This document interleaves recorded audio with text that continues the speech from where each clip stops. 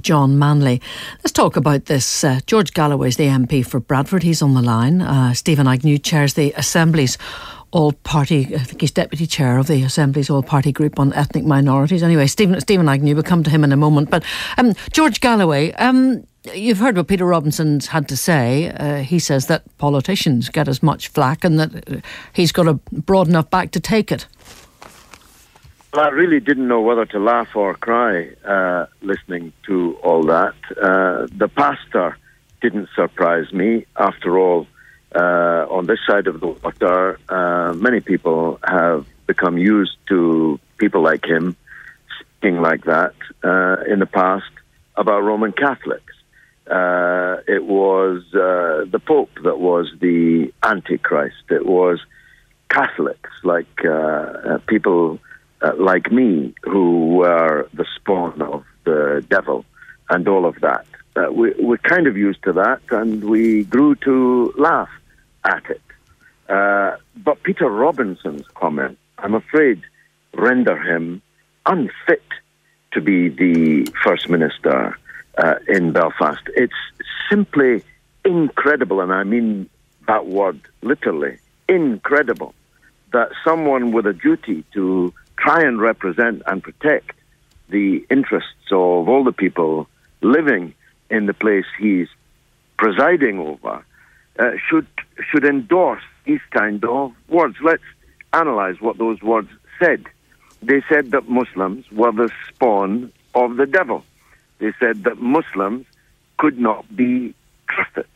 Now, hate speech is illegal in this country, and the last time I noticed, Robinson insists that the place he lives and works is a part of this country. So just to get this absolutely clear, you're saying that you believe that what the First Minister, what we've heard him saying today in this interview, that makes him unfit to be totally in charge of Northern Ireland? If he were a politician here in Britain, he would already be out. He'd already have been forced to resign.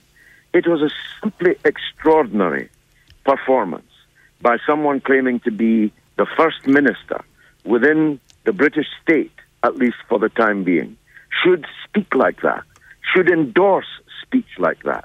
This was hate speech personified by this head case pastor in his tabernacle and online. And it should have been denounced by any elected politician. Of course, Peter Robinson says he's known this man for 20 years. You describe him as a head case pastor. We couldn't stand over that. He's a respected man in many sections of the community here. God save us if such a man with such hateful views is respected in the community. It says a lot, if you're right, about the sectors of the community in which he's respected.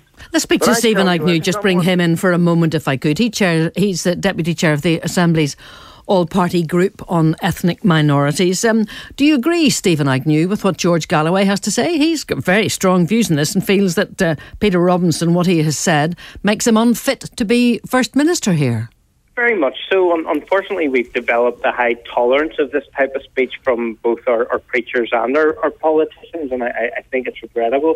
I believe the Pastor McConnell's comments were at best inflammatory, if not indeed a hate crime, and for Peter Robinson to essentially defend the indefensible.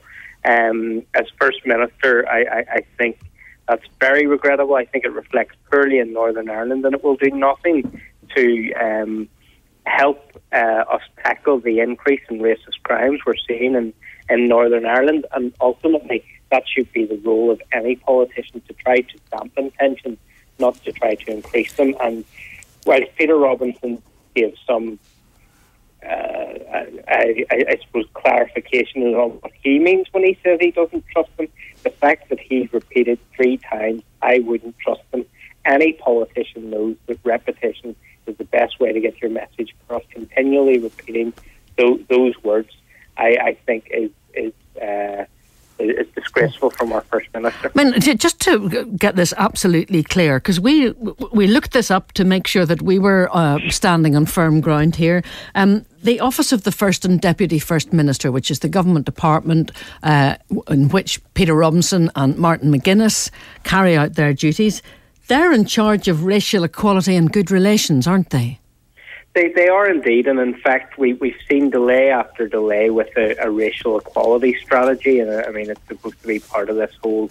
Was this the one that was originally mooted in 2005? Yes, exactly.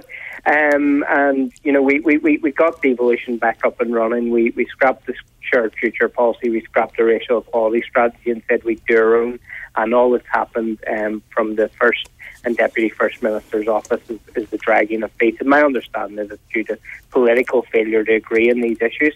But we have a problem in our society. We still have a degree of sectarianism. We're seeing increasing levels of racism. And the one difference, the one thing I would say about Peter Robinson trying to make it out, well, sure, it's just the same for politicians.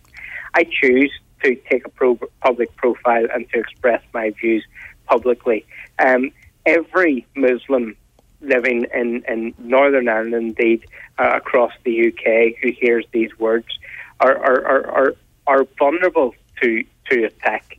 And I think it's regrettable that the First Minister in his comments has chosen to give succour to those who would express hate through violence, rather than try to condemn words of hatred and this generalisation of Pastor McConnell of all Muslims.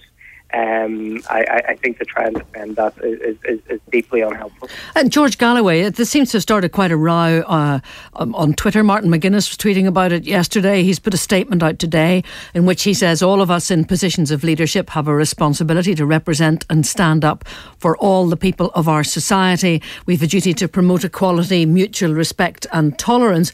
And then Peter Robinson has tweeted back to him and said, I won't take lectures from a self-confessed leader of a bloody terrorist organisation on equality, tolerance and mutual respect for all. Your reaction to that? Well, sounds like Twitter is heralding the end of the administration where you're talking to me from. If the First Minister and Deputy First Minister are conversing like that over Twitter, it's all very depressing, I must tell you. But I wonder how people in the north of Ireland feel that these words and the First Minister's endorsement of them play across the world, play in the minds of people who might invest in your place, who might visit it as tourists. I must tell you that this all sounds like 1950s Alabama. It's beyond sounding like a throwback, a backwater. This is simply incredible. Muslims are almost 2 billion people in the world. That's at least 25% of the entire population of the world, who've just been told that they cannot be trusted, though they can be trusted to go down the shops or do a bit of work around the house, if you know what I mean, but not trusted. All of them, 2 billion of them, and that they're spawn of the devil, the spawn of the devil. They are satanic. This is simply incredible. In fact, no preacher, even in Alabama, in the 1950s, would have dared to go so far, and no politician, however right-wing and reactionary, would have spent so much time talking into a microphone, repeating over and over again 3 times these filthy, heinous smears. Well, he didn't repeat all of what Pastor McConnell had to say. He did, however, say that... I counted. He repeated 3 times that can't be trusted. Now, I know that Mr. Robinson might have trust issues, but you cannot approach a class of people, a colour of people, a religion of people, and say that they cannot be trusted. After all, some people listening to this are next-door neighbours of the people he was talking about. They are the workmates of the people he was talking about. They are the customers of, or they are the employees of the people he was talking about. You simply can't talk like this in a modern 21st century, multi-faith, multi-ethnic, multicultural society. There are lots simply intolerable. It's an incitement to hatred, and after hatred, you know better than anybody else in these islands, comes violence.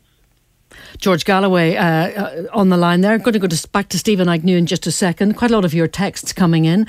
One says, Jerry Kelly making jokes at the Balmoral show was worse than anything Pastor McConnell or Peter